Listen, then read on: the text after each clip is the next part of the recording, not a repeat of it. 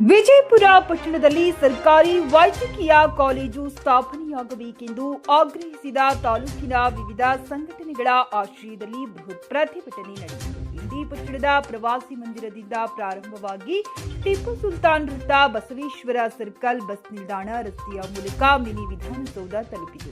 ಸರ್ಕಾರದ ಮಟ್ಟದಲ್ಲಿ ಪಿಪಿಪಿ ಮಾದರಿಯಲ್ಲಿ ವೈದ್ಯಕೀಯ ಕಾಲೇಜು ಸ್ಥಾಪನೆ ಮಾಡಬೇಕೆಂದು ಹುನ್ನಾರ ನಡೆದಿದೆ.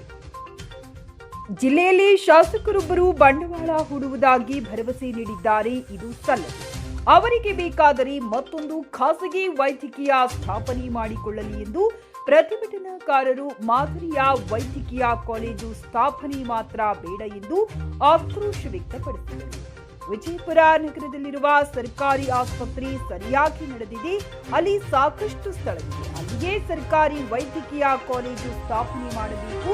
ಇದು ಬಡವರ ಪಾಲಿಗೆ ಆಶಾಕಿರಣವಾಗಲಿದೆ ಎಂದು ಸರ್ಕಾರಿ ವೈದ್ಯಕೀಯ ಕಾಲೇಜು ಸ್ಥಾಪನಾ ಹೋರಾಟ ಸಮಿತಿ ಸದಸ್ಯ ಅರವಿಂದ್ ಕುಲಕರ್ಣಿ ಆಗ್ರಹಿಸಿದರು.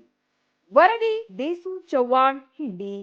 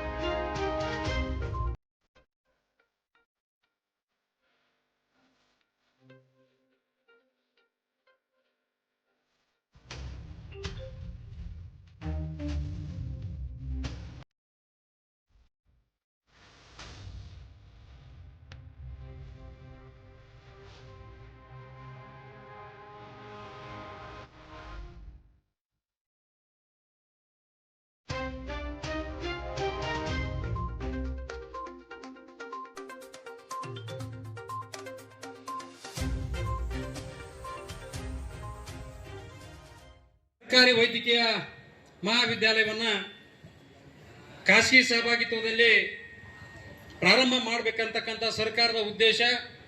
ಇದು ಉದ್ದೇಶಪೂರ್ವಕವಾಗಿ ಬಂಡವಾಳಶಾಹಿಗಳ ಒಂದು ಕುತಂತ್ರದಿಂದ ವಿಜಯಪುರ ಜಿಲ್ಲೆಗೆ ಇವತ್ತು ಅನ್ಯಾಯವನ್ನು ಮಾಡಲಿಕ್ಕೆ ಹೊರಟಿದೆ.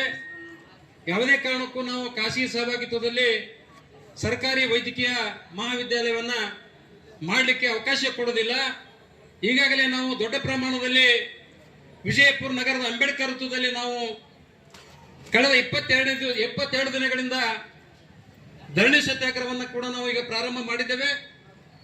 ಈಗಾಗಲೇ ಜಿಲ್ಲೆಯ ಇಬ್ಬರು ಸಚಿವರು ಕೂಡ ಆಗಮಿಸಿ ಅವರು ಬೆಂಬಲವನ್ನು ಕೊಟ್ಟು ಸರ್ಕಾರದ ಗಮನಕ್ಕೆ ತರ್ತೇನೆ ಅಂತ ಮಾತನ್ನು ಅವರು ಹೇಳಿದ್ದಾರೆ. ಹಲವಾರು ಶಾಸಕರು ಕೂಡ ಬಂದು ಇದಕ್ಕೆ ಬೆಂಬಲವನ್ನು ಕೊಟ್ಟಿದ್ದಾರೆ. ಇಲ್ಲಿ ಇಂಡಿ ಮತಕ್ಷೇತ್ರದ ಶಾಸಕರಾಗಿರ್ತಕ್ಕಂಥ ಯಶವಂತಗೌಡ ಪಾಟೀಲ್ದವರು ಅವರು ಸ್ಪಷ್ಟವಾಗಿ ಹೇಳಿದರು, ಇಲ್ಲ ಇದು ಸರ್ಕಾರಿ ವೈದ್ಯಕೀಯ ಮಹಾವಿದ್ಯಾಲಯ ಸರ್ಕಾರದ ಅಧೀನದಲ್ಲಿ ನಡೀಬೇಕು. ಒಂದ್ ವೇಳೆ ಖಾಸಗಿ ಸಹಭಾಗಿತ್ವದಲ್ಲಿ ಅಂದ್ರೆ ಪಿಪಿಪಿ ಮಾಡೆಲ್ ಅಲ್ಲಿ ಆದರೆ ಬಡ ವಿದ್ಯಾರ್ಥಿಗಳಿಗೆ ಇದು ತೊಂದರೆ ಆಗ್ತದೆ, ಶಿಕ್ಷಣದಿಂದ ವಂಚಿತರಾಗ್ತಾರೆ. ಇದು ಯಾವ ಕಾಲಕ್ಕೂ ನಾವು ಖಾಸಗಿಯವರಿಗೆ ಕೊಡೋದು ಬೇಡ. ಇದು ನಾನು ಮುಖ್ಯಮಂತ್ರಿ ಜೊತೆಗೆ ಮಾತಾಡ್ತಾನೆ ಅನ್ಕೊಂತ ಮಾತನ್ನು ಹೇಳಿದ್ದಾರೆ.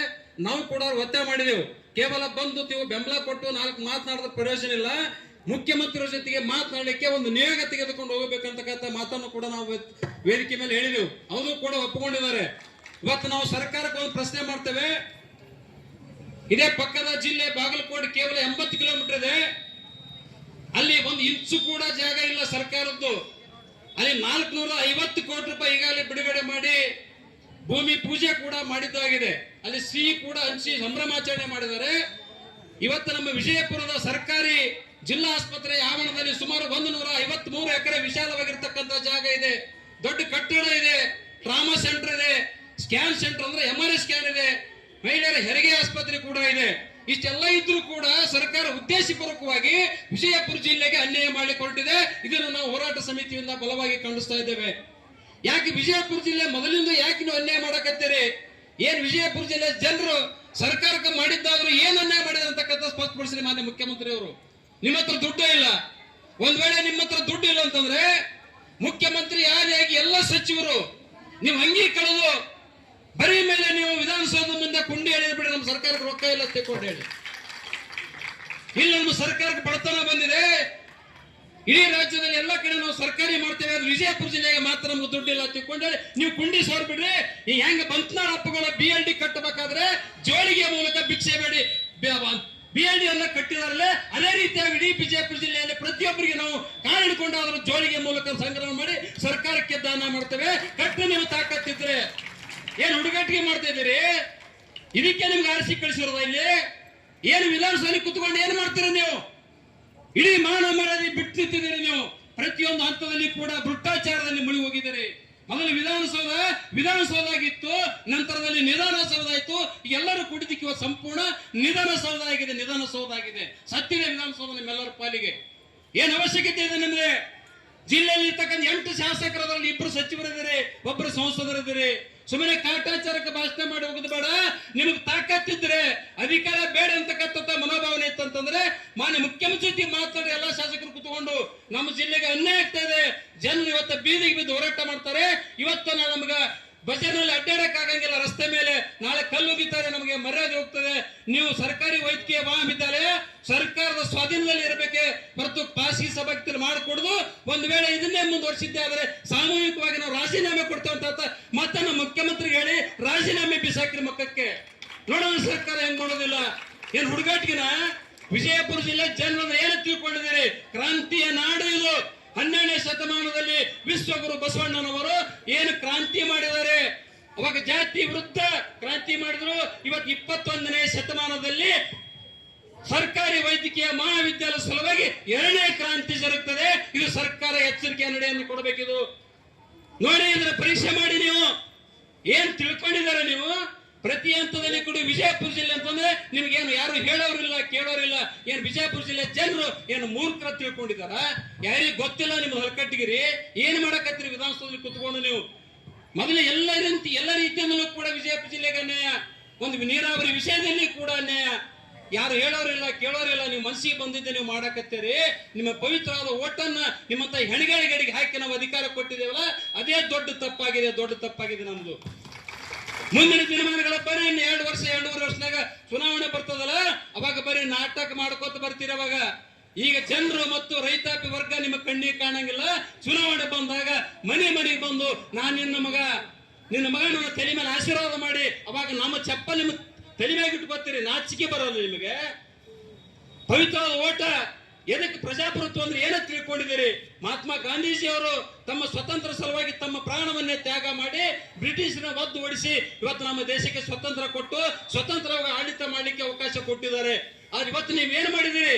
ಬ್ರಿಟಿಷ್ ಕಿತ್ತಲು ಅಪಾಯಕಾರಿಯಾಗಿದ್ದೀರಿ. ನೀವು ಕೆಂಪು ಬ್ರಿಟಿಷ್ಗೆ ಮಾನ ಮರ್ಯಾದೆ ಇತ್ತು, ನೀವು ಕರಿ ಬ್ರಿಟಿಷರು ಅವಕ್ಕಿತ್ತಲು ಹೇ ಕೃತ್ಯವನ್ನು ಮಾಡಕತ್ತೀರಿ. ಇಡೀ ರಾಜ್ಯ ಅಲ್ಲ, ಇಡೀ ದೇಶವನ್ನು ಇವತ್ತು ಮಾರ್ಕೊಂಡು ತಿನ್ನಕತ್ತೀರಿ. ನೀವು ಎಲ್ಲಿವರೆಗೆ ಬದುಕ್ತೀರಿ? ಎಲ್ತರನ್ನು ನೀವು ಗಳಿಸ್ತೀರಿ. ಇವತ್ತು 12ನೇ ಶತಮಾನದಲ್ಲಿ ವಿಶ್ವಗುರು ಬಸವಣ್ಣನವರು ಕೂಡ ರಾಜಕಾರಣ ಮಾಡಿದ್ರು. ಗೊತ್ತಾ ನಿಮಗೆ? ಜಗತ್ತಿನಲ್ಲಿ ಬಸವಣ್ಣನವರು ಸ್ಥಾಪಿಸತಕ್ಕಂತ ಅನುಭವ ಮಂಟಪ ಜಗತ್ತಿನ ಮೊಟ್ಟ ಮೊದಲ ಸಂಸತ್ ಭವನ. ಅಲ್ಲಿ ಒಂದು ಆಡಳಿತ ಮಾಡಬೇಕಾದ್ರೆ ನಿಸ್ವಾರ್ಥದಿಂದ ಕೈ ಸ್ವಚ್ಛ ಇಟ್ಕೊಂಡು ಆಡಳಿತ ಮಾಡಿದ್ರು. ನೀವೇನಾದ್ರೆ ಆಯ್ಕೆ ಮಾಡು ಟೈಮ್ನಾಗ ಹೊರಗೆ ಚಪ್ಪಲಿ ಇರ್ತಾವ ನಿಮ್ಗ. ಅದೇ ಆರಿಸಿ ಬಂದ ನಂತರ ದೊಡ್ಡ ಸೈಟ್ ಬಂಗಲೆ 8-10 ಕಾರುಗಳನ್ನು ತಿರುಗಾಡ್ತೀರಿ ಹಾಕೊಂಡು. ಎಲ್ಲಿಂದ ಬತ್ತಪ್ಪ ನಿಮಗೂ? ಕಾಯಕ ಮಾಡದೆ ಇವತ್ತು ಕಳ್ಳತನ ಮಾಡಿ ಕೋಟಿ ಹಣವನ್ನು ಲೂಟಿ ಮಾಡ್ತೀರಿ. 24 ತಾಸು ಒಬ್ಬ ರೈತ ಕೂಲಿ ಕಾರ್ಮಿಕ